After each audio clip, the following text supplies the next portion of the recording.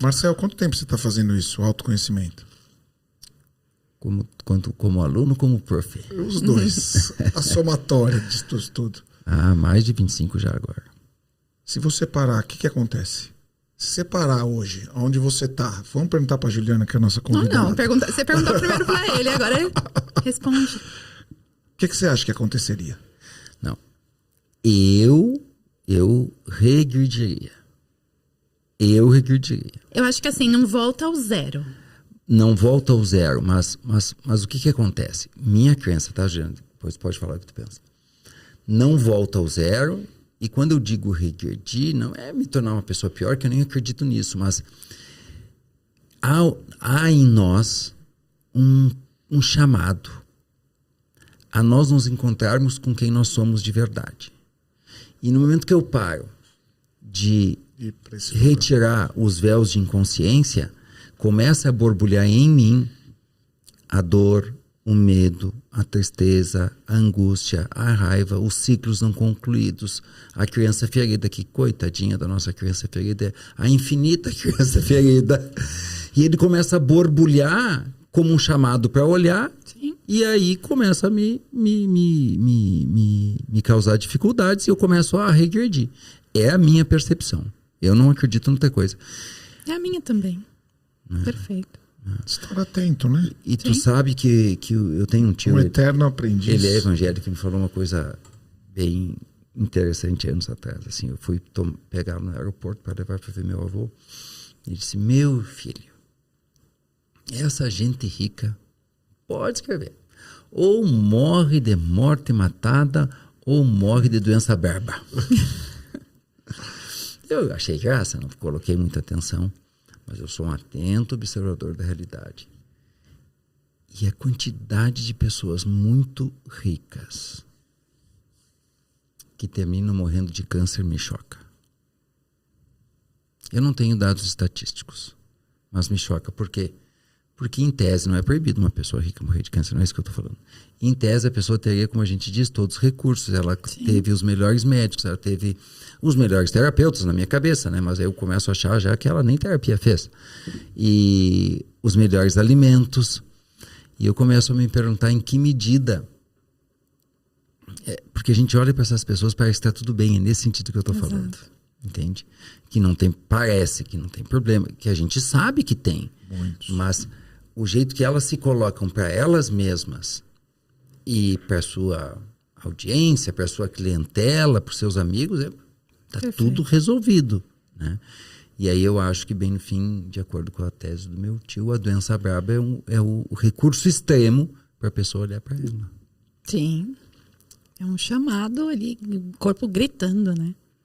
Sente eu, como eu digo. Sente eu. Sim. O que eu senti? Aqui. A gente teve uma grande professora que chama Maria Tereza Vitor. Ela se mudou para a França com 70 e poucos anos para um casamento novo.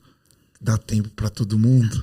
Ela foi fazer o caminho de Santiago de Compostela e lá ela é um pouco mais lenta, acabou por conhecer uma outra pessoa, se tiveram afinidade e voltou a casar. Ela falava assim, acolhe a lágrima que escorre na sua face.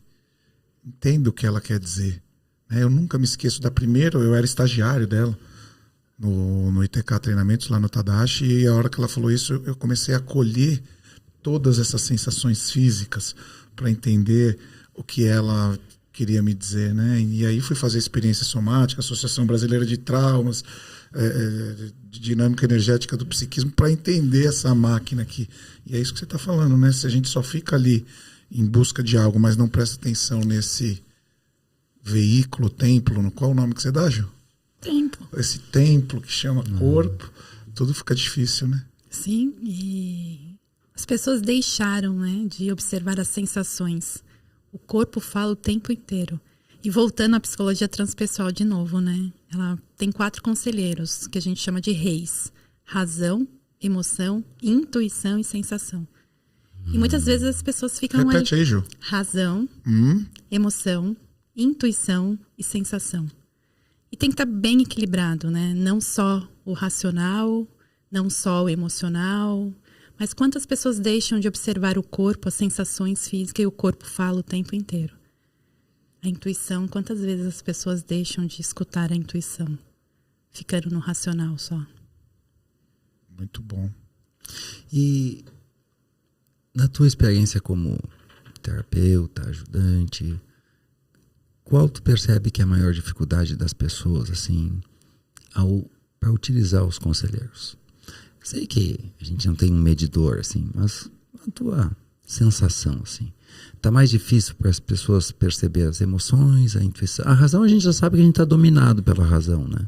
Tá dominado, quando eu digo, a gente tá muito na mente, né? Sim. Sei que bem no final das contas o emocional prevalece, as pessoas não sabem, né? Exato. Mas as pessoas fazer contato, elas estão com mais dificuldade de fazer contato com a sua emoção, com a sua sensação, com a sua intuição. Intuição e sensação. Isso porque não vive o presente. Fica só no passado e no futuro e esquece de observar no aqui e agora. O que meu corpo quer dizer? Não para observar. E tudo chama para fora, né, Juliana? Sim. Tudo chama.